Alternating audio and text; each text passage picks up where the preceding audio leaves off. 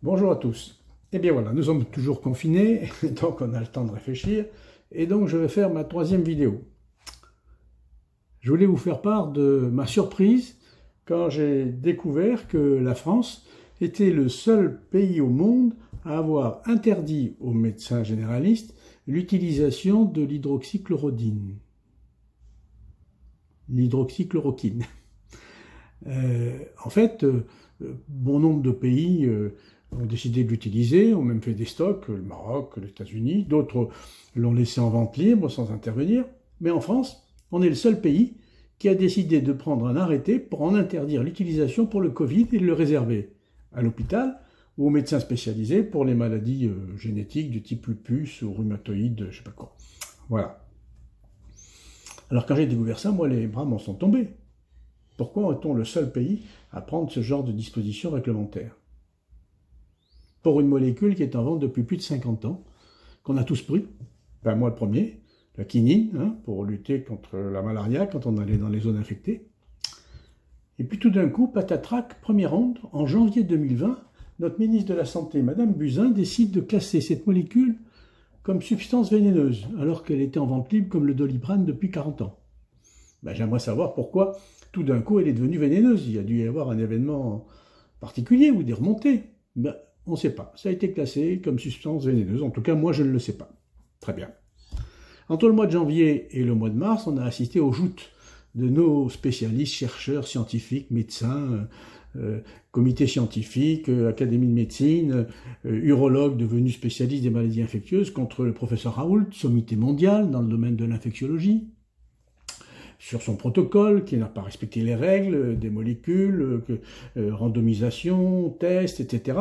Ce que je comprends très bien, quand on trouve pour les laboratoires pharmaceutiques une nouvelle molécule, c'est normal qu'on fasse des tests longs, ça dure plusieurs années d'ailleurs, pour en vérifier l'innocuité et l'efficacité. Mais là, il s'agit d'une molécule qui est utilisée depuis 50 ans, donc on connaît parfaitement. Et patatrac, deuxième ronde, 23 mars 2020, le Premier ministre prend un décret interdisant la prescription de l'hydroxychloroquine aux médecins de médecine générale et en la réservant aux hôpitaux et aux médecins spécialisés en indiquant en plus sur l'ordonnance la raison de la prescription, c'est-à-dire en violation totale du secret médical. Maintenant, il faut afficher sur l'ordonnance pourquoi on vous prescrit ce médicament. C'est-à-dire que on interdit aux médecins de le prescrire quand ce médicament est utile, c'est-à-dire au début du traitement, et on le réserve à ceux qui ont attendu parce qu'on leur a dit, quand ils ont téléphoné, qu'ils étaient chez eux, qu'ils avaient les symptômes du Covid, on leur a dit restez chez vous, attendez d'avoir des problèmes respiratoires, et lorsque vous aurez du mal à respirer, appelez le 15, on va vous amener à l'hôpital. Donc on pense qu'on sera déjà dans une situation un peu plus sévère, et c'est à ce moment-là qu'on peut envisager d'utiliser un médicament dont on sait qu'à ce moment-là, il sera vraisemblablement inefficace, suivant ce que dit M. Raoult. Étonnant, non? On a un médicament qui peut être utile, tout au début, en tout cas, sûrement pas après, ou en tout cas dont l'efficacité diminue au fur et à mesure que la sévérité augmente. Et la seule décision que prennent nos ministres, c'est effectivement de l'interdire au début et de le laisser au cas sévère. Je ne sais pas si vous comprenez. Moi, là, j'avoue que je ne comprends pas. Je ne vois pas l'intérêt. Parce qu'en définitive, c'est un pari de Pascal, où ce médicament a effectivement un effet, et on a tout gagné, on désengorgera les hôpitaux si on utilise ça dès le début, voire même en préventif. Et puis si l'aventure il n'a pas d'effet, puisqu'on connaît bien les risques secondaires sous contrôle médical, eh ben, on n'aura rien perdu. Donc je ne vois pas pourquoi, tout d'un coup, il ne faut pas l'utiliser tout au début. Je ne comprends pas.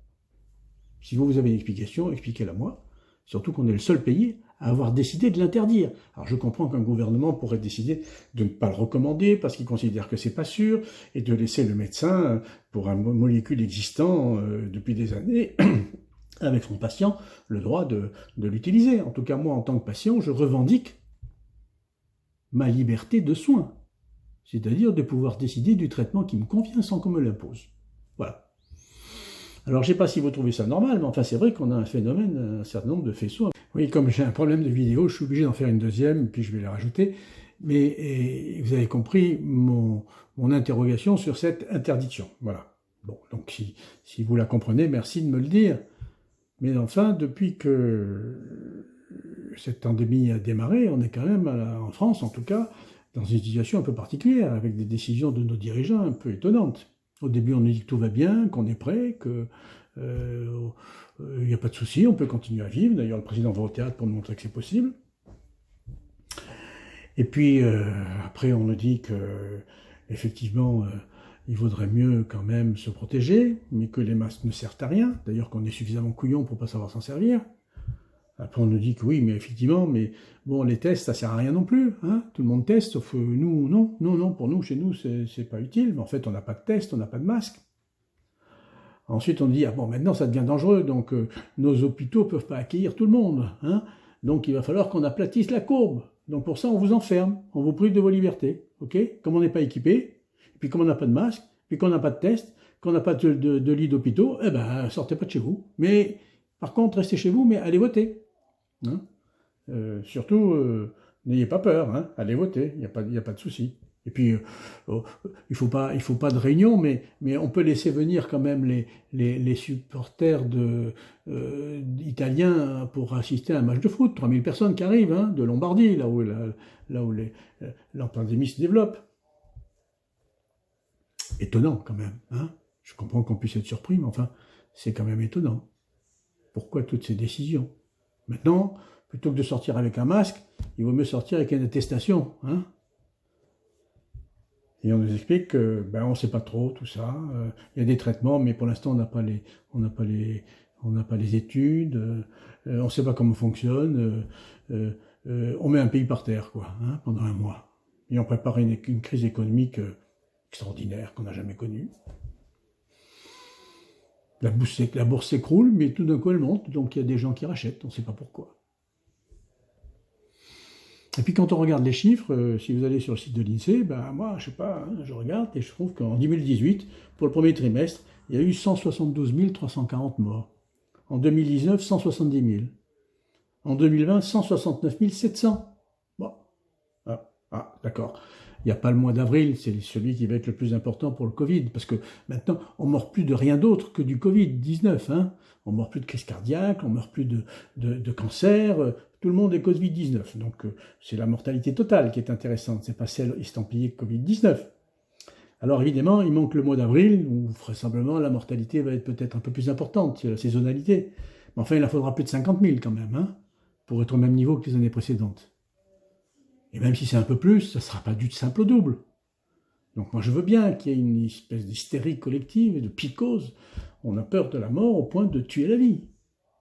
Alors pour déconfiner, on ne sait plus comment on va déconfiner. Hein. C'est compliqué parce que ce qu'on n'a pas fait au début, maintenant il va falloir le faire. Il va falloir que les gens aillent dehors. Alors tout le monde s'interroge, tout le monde a peur.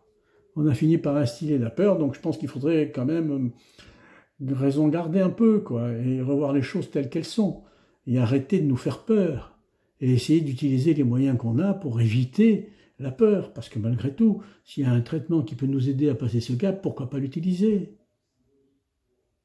Je ne sais pas si vous comprenez, mais moi je ne comprends pas. Alors évidemment, il y en a qui ont la théorie du complot, hein. Bien sûr, c'est un complot.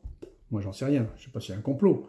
Enfin j'ai du mal à croire quand même que nos dirigeants soient si imbéciles que ça. Je veux bien une erreur, mais pas une dizaine d'erreurs les unes derrière les autres, avec des décisions quand même étonnantes. Alors, je sais bien que Bill Gates est concerné, qu'on veut nous vacciner, que les laboratoires ont envie de trouver les molécules avec un traitement qui coûte plus cher que le traitement de Raoult à 5 €, hein, évidemment. Mais bon, moi j'ai rien contre. Si on trouve une molécule qui peut traiter une fois que c'est plus sévère, pourquoi pas? Mais en attendant, qu'est-ce qu'on fait? On reste les bras ballants? On prive les libertés? On va vous empêcher de vivre? Il vaut mieux protéger les fragiles comme moi, pas tout le monde. Pour protéger les fragiles, c'est simple, donnez-leur les moyens de se protéger et donnez-leur accès au premier traitement qui peut les aider à passer pour éviter de devenir en situation plus grave. Testons-les, isolons ceux qui sont infectés, traitons-les tout de suite, ça me paraît pas très compliqué, enfin je ne sais pas, mais enfin ça m'étonne, voilà. Donc il y a des voix qui s'élèvent un peu partout pour remettre en cause ces processus, parce que le confinement, n'a jamais réglé, dans l'histoire, ça n'a jamais rien réglé. En général, les épidémies disparaissent au bout d'un certain temps, du fait d'une épidémie collective ou de la disparition d'effets de médaille. On va, je pense, constater la même chose, hein, c'est ce que disent certains, les infectiologues, mais on va vivre avec la peur que ça revienne. Et ça va pas, en attendant qu'il y ait un vaccin. Et ça va pas. Voilà. Ben, écoutez, je vous ai dit ce que je pensais, j'espère que c'est pas trop long, vous n'allez pas vous ennuyer en me regardant. Mais j'aimerais quand même qu'on retrouve un peu de sérénité et qu'on puisse continuer à vivre. Et peut-être à changer nos modes de vie, mais vivre, pas avec cette peur au cœur, parce qu'on voit bien que tous les Français sont paniqués. Voilà. Alors, bon déconfinement et à bientôt.